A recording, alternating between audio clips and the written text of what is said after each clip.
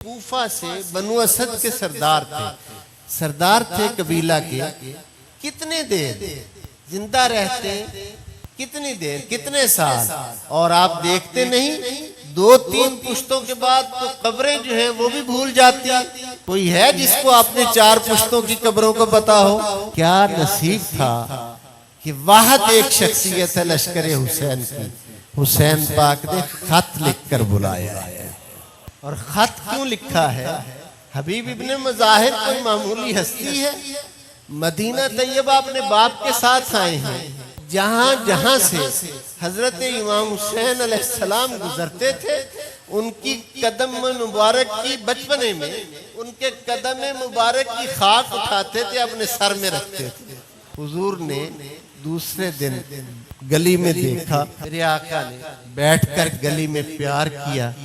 اور صحابہ کرام علیہم رضوان نے جب پوچھا کہ حضور اس بچے سے اتنے پیار کی وجہ کیا ہے، تو آقا نے فرمایا گواہ ہو جاؤ میں اس کی بخشش کا بھی ضامن ہوں، اس کے ماں باپ کی بخشش کا بھی ضامن ہوں. فرمایا کل میں نے دیکھا کہ میرا حسین جہاں سے گزرتا تھا یہ وہاں سے خاک اٹھاتا تھا اور اپنے سر میں ڈالتا تھا. اس قدر اکرام نقشے کفے پائے حسین کا کر رہا تھا، اس خاک کا اتنا احترام کر رہا تھا.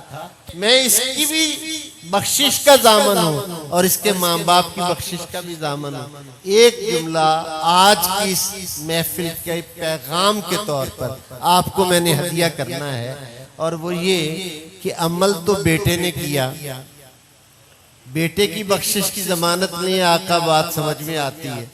ماں باپ کی بخشش کی ضمانت، آقا آپ ہیں تو رحمت للعالمین، آپ کی شان ہے، لیکن یہ ہمیں سمجھ نہیں آتی. تو آقا کی طرف سے کرم یہ ہوتا ہے، عطا ہوتی ہے. حضور فرماتے ہیں کہ جس ماں باپ نے سکھایا ہے کہ حسین کون ہے اور اس کا ادب کیسے کرنا ہے، اس ماں باپ کی بخشش کی اس لیے ضمانت. تو آپ کے لیے اس میں پیغام کیا ہے؟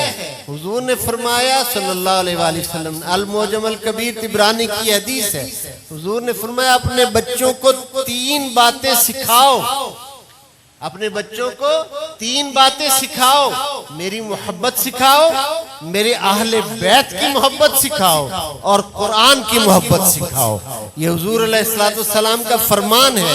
تو آقا نے بشارت اس لیے بخشش کی والدین کی دی کہ اس نے ماں باپ نے یہ سکھایا ہے کہ حسین کون ہے. اس کو اپنے تک محدود نہیں رکھنا، یہ قرض ہے آپ پر، اس سے اگلی نسل کو منتقل کرنا ہے.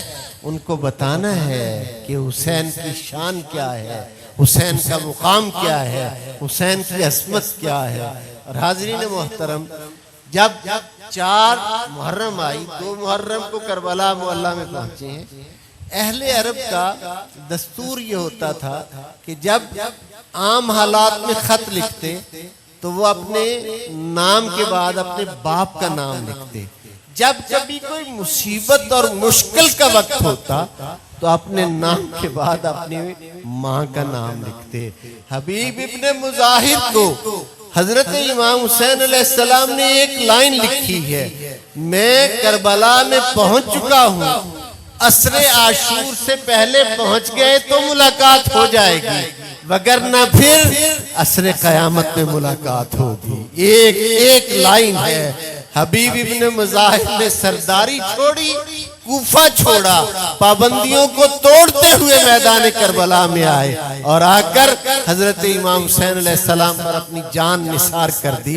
اب آپ میں سے جو کوئی کربلا معلیٰ، شاہ صاحب ہمیشہ جاتے رہتے ہیں، مجھے بھی حاضری متعدد بار نصیب ہوئی. عزیزان محترم، حبیب ابن مظاہر حضرت امام حسین علیہ السلام کے روضے کے بالکل ساتھ پہلے برآمدے میں انہیں جگہ حاصل ہے. ادھر سے زائر سلام کر کے لوٹتا ہے، پلٹتا ہے الٹے قدموں تو السلام علیکہ یا انصار الحسین، اے حسین کے مددگاروں آپ پر بھی سلام ہو. میں نے کہا وہ بنو اسد کے سردار تھے، کتنے دن وہ سرداری رہتی، حسین کی غلامی کو اختیار کیا ہے تو آج تک سلام جو ہیں وہ ہو رہے ہیں. اور قیامت تک ہوتے رہیں گے۔ اس لیے اس نسبت کو سمجھنے کی ضرورت ہے، اس عظمت کو سمجھنے کی ضرورت ہے۔